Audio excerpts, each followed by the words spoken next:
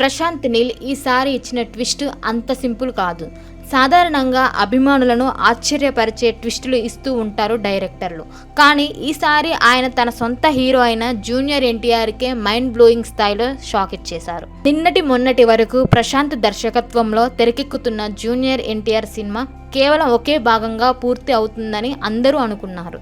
కానీ దర్శకుడు అంచనాలను చెరిపేస్తూ ఈ సినిమా ఒకటే కాకుండా 2 భాగాలుగా రాబోతుందని ప్రకటించారట.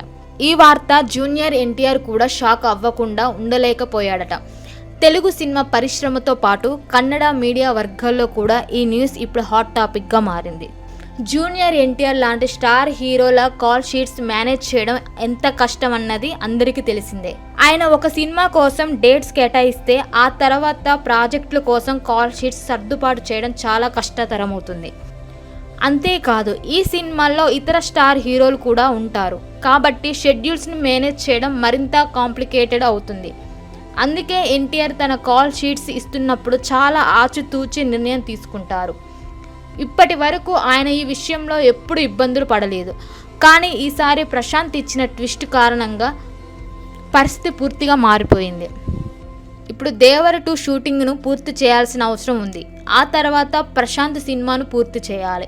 అలాగే త్రివిక్రమ్ శ్రీనివాస్ దర్శకత్వంలో మరో భారీ సినిమా కమిట్ అయి ఉన్నాడు.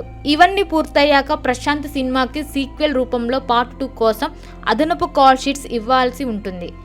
అంతేకాదు దర్శకుడు లోకేష్ కనగరాజుతో కూడా ఒక సినిమా చేయనున్నారని టాక్ వస్తుంది. మరోవైపు సుకుమార్ దర్శకత్వంలో కూడా ఒక కొత్త ప్రాజెక్టుపై చర్చలు జరుగుతున్నాయి. ఈ ప్రాజెక్టులన్నీ ఒకేసారి షెడ్యూల్ కావడం వల్ల పరిస్థితి చాలా క్లిష్టంగా మారిపోయింది.